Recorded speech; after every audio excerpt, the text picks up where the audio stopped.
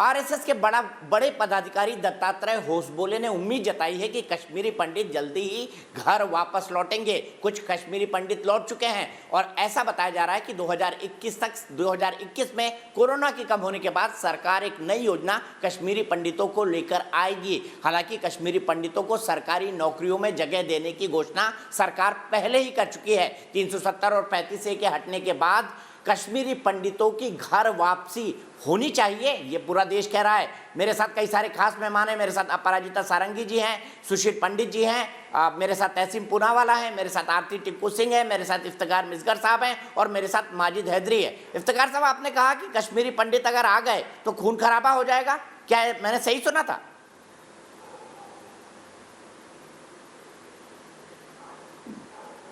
ठीक है, मैं सीधे माजिद हैदरी से पूछता हूं। माजिद हैदरी, इफ्तिकार साहब को ऐसा क्यों लग रहा था? जी देखिए, हमारे पंडित भाई अपने घरों में वापस आने चाहिए। ये जो आरएसएस जो साजिश बना रही है कि अलग इनके लिए एक वहां पे सैटेलाइट टाउनशिप बनाएंगे, वो आइडिया गलत है। वो 1.5 इंच की अलग मस्जिद बना करके वहां नहीं रहेंगे, हमारे साथ मिलजुल के रहेंगे जैसे रहते थे। ये अलग टाउन बनाना, इनकी अलग नगरी बनाना, ये बिल्कुल गलत है। ये एक यहाँ पर फसाद करने ताकि फिर मार दे आप उनको, सोच रही है, ये ताकि फिर मस्जिदों से अनाउंसमेंट करवा के आप जेनोसाइड करवा दे। माजिद हैदरी, क्या 1990 में जेनोसाइड नहीं हुआ था कश्मीरी पंडितों का? बताइए ना। केवल 200, देखिए दीपक भाई, केवल 219 पंडित भाई मारे गए, जेनोसाइड तो हुआ ही नहीं। उससे ज्यादा तो 10 गुना गोधरा राइट्स में मुसलमान मारे गए थे। तो ये मतलब एक भी क्यों मारा गया भाई? कश्मीरी पंडित घाटी से बाहर क्यों हो गए, ये बताइए ना। कि सरकार ने प्रोब क्यों नहीं किया? 30 वर्षों में भाजपा ने 12 वर्षों में प्रोब क्यों नहीं किया कि किन्होंने मारा? आज तक पता ही नहीं है मेरे पंडित भाइयों को मारा किसने। उच्चतम न्यायालय के पास 2017 में मेरे पंडित भाई गए थे। अच्छा। उन्होंने कहा अब इसका प्रोब नहीं हो सकता। अरे बड़े भोले हैं आप, बड़े भोले हैं आप। अगर आप मेरे सामने होते तो मैं आपको शांति के गुब्बारे उड़ाने के लिए देता कि जाइए उड़ा दीजिए घाटी में शांति के गुब्बारे। इतने भोले हैं आप। सुशील पंडित जी से इसका जवाब लूंगा, लेकिन उससे पहले मेरे साथ डॉक्टर रमेश रैना दिल्ली से जुड़ रहे हैं। डॉक्टर रमेश रैना खुद एक कश्मीरी पंडित हैं। डॉक्टर साहब, माजिद हैदरी कह रहे हैं कि कश्मीरी पंडितों का जेनोसाइड हुआ ही नहीं, आप क्या मानते हैं? बड़े भोले हैं माजिद हैदरी। मैं माजिद हैदरी जी को बताऊं, मैं इस पे हंसूं या क्या कहूं? या तो ये एक इनको शायद आइडिया नहीं है, या उस वक्त 90 में पैदा नहीं हुए थे, या अगर हुए थे पैदा तो शायद उन्होंने जगमोहन थ्योरी को आगे चलाया कि ये हमें जगमोहन ने निकाला। लेकिन एक बात मैं जो इनको बताना चाहूँगा, जब नेशनल ह्यूमन राइट्स कमीशन ने एक जजमेंट दे दिया अर्ली 90s में, उस जजमेंट में ये लिखा था कि Kashmiri Pandit ethnic cleansing is tantamount to genocide. जो ये it is akin to genocide. तो माजिद हैदरी जी जो कश्मीर से बोल रहे हैं, ये एक कश्मीर की कॉन्स्टिट्यूंसी, मुस्लिम कॉन्स्टिट्यूंसी को एड्रेस कर रहे हैं, क्योंकि ये उनके रिप्रेजेंटेटिव करके बोल रहे हैं। ये कश्मीर के रिप्रेजेंटेटिव की तरह से नहीं बोल रहे हैं। अगर ये कश्मीर के रिप्रेजेंटेटिव की तरह से बोल रहे थे, जिसका मतलब है कि कश्मीरी पंडित में उस भी शामिल था, तो ये शायद ये भाषा नहीं बोल रहे हैं, क्योंकि इनको शाम को घर भी जाना है, 10 लोगों को बोलना है। आज मैंने टीवी पे ये बताया, लेकिन इनको शायद मैं एक बार फिर याद दिलाऊंगा, ये वो नेशनल ह्यूमन राइट्स कमीशन की जजमेंट पढ़े, जिसमें लिखा है कि ethnic cleansing of Kashmiri Pandits is akin to genocide. ये आज भी जो इंटरनेशनल फोरम्स है, नेशनल फोरम्स है, जो हमारे भारतवासी है, ये उनके दिमाग पे लिखी हुई बात है। और जो ये एथनिक क्लींजिंग है, ये एक काला चैप्टर है। शर्म आई सुन के माजिद हैदरी, शर्म आई सुन के? हम तब तक गड़े मुड़ते हो खेलेंगे। माजिद हैदरी, शर्म आई सुन के? एनएचआरसी ने क्या कहा था? आप पर ही आरोप लगा था। नहीं उखेड़िए कृपया करके मेरे पंडित। अरे आप पर ही आरोप लगा था भाई माजिद हैदरी, आपके ही भाई बंधु दादा काका काकी पर आरोप लगा था। मैं सीधे चलता हूँ सुशील पंडित पे। सुशील पंडित जी, कितनी निर्लज्जता के साथ, कितनी बेशर्मी के साथ माजिद हैदरी बोल रहे हैं सिर्फ 291 मारे गए, 219।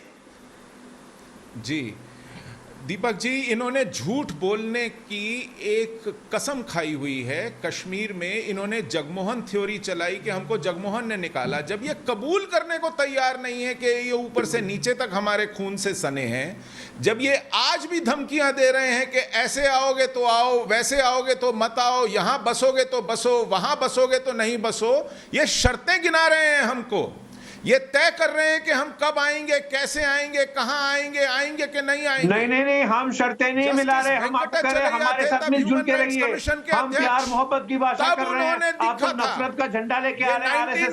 आरएसएस का झंडा नहीं चलेगा कश्मीर में। रैना ने बताई है, जस्टिस वेंकटाचलैया ने लिख करके दिया है वो ऑर्डर कि what happened to Kashmiri Pandits in Kashmir, जो कश्मीरी हिंदुओं के साथ कश्मीर में हुआ वो नस्ल कुशी के बराबर था, वो हमारा जातीय संहार था। ये उनकी जजमेंट है, उनका ऑर्डर है।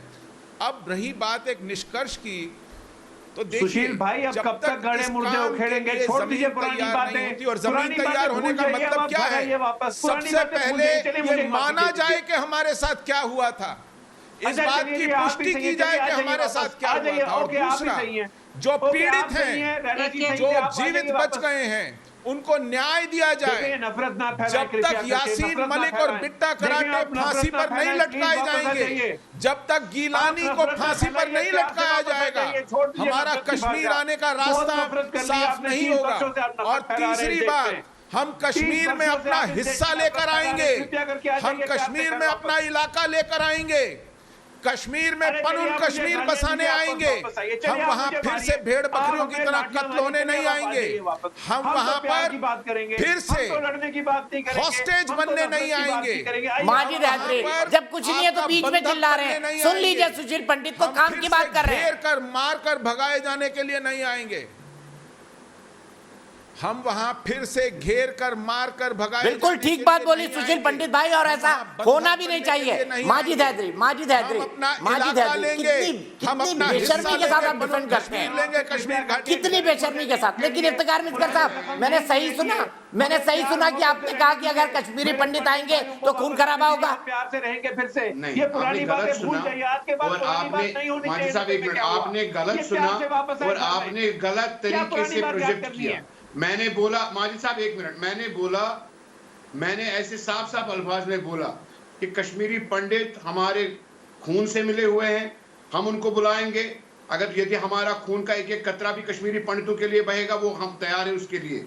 लेकिन कश्मीर के दरवाजे उन लोगों के लिए बंद है। तो पहले बहाया क्यों, ये बता दीजिए ना कश्मीरी पंडितों का खून। पहले खून क्यों बहाया, अब खून का कतरा कतरा क्यों दे रहे हैं? पहले खून ही क्यों बहाया, ये बता दीजिए। उन कश्मीरी पंडितों के लिए दरवाजे बंद हैं जो शिवसेना का डोला यहाँ पे ढोल पिटारना चाहते हैं। जैसे सुशील पंडित जी हैं, जैसे आपकी मोहतरमा यहाँ पे बैठी हैं, इन्होंने एक ही राग अलापना है, वो आरएसएस का राग अलापना है। आरएसएस का राग अलापने हम यहाँ नहीं देंगे। कश्मीरी पंडित हमारे ठीक है, मैं सीधे आरती के पास चलता हूँ कंक्लूडिंग कमेंट के लिए। आरती, क्या आपको लगता है खुले दिमाग से आपको चाहते हैं कश्मीरी मुसलमान? और दूसरा सवाल, क्या नए सिरे से 1990 में जो जेनोसाइड हुआ उसकी इंक्वायरी नहीं होना चाहिए? क्योंकि कई आई विटनेस तो मौजूद है। पंडितों को चाहते हैं जो हमारे साथ रहना चाहते हैं, हम उन कश्मीरी पंडितों को चाहते हैं जो यहाँ पे बैठे हैं। इनका सिर्फ आरती की आवाज, कंक्लूडिंग कमेंट है और उसके बाद मुझे एक दर्शक के पास जाना है। दीपक जी देखिए, 1989 में जब कश्मीरी पंडितों पे अटैक शुरू हुए तो JKLF और हिजबुल मुजाहिदीन जैसी पॉलिटिकल ये जो टेरर ऑर्गेनाइजेशंस है, इन लोगों ने कश्मीरी पंडितों पे ये कह के अटैक किया कि हम RSS के एजेंट्स हैं, ये कह के अटैक किया कि हम भारत सरकार के एजेंट्स हैं। तो आज ये वही बात फिर से कह रहे हैं इफ्तिखार कि उन कश्मीरी पंडितों को वापस नहीं आने देंगे जो शिवसेना की रिप्रेजेंटेटिव्स होंगे या RSS के होंगे या किसी और पॉलिटिकल पार्टीज के होंगे। तो क्या फिर से वो जेनोसाइड करेंगे हमारे साथ? क्या यही शर्त है इनको कश्मीरी पंडित ताकि वापस आए? ये इनको शर्म नहीं आती? ठीक है, इनको ठीक है आरती, मुझे यही रुकना होगा। मेरे साथ एक दर्शक और जुड़ गए हैं, डॉक्टर प्रशांत कुमार। क्या खुले दिल से चाहते हैं माजिद हैदरी और इफ्तिखार मिसगर जैसे लोग कश्मीरी पंडितों को? नहीं, अगर ये चाहते तो अभी तक कुछ ना कुछ किए रहते हैं। ये वहाँ कश्मीरी पंडित को दोबारा बुला के फिर से वही अपनाना चाहते हैं जो 1990 के दशक में किया करते थे।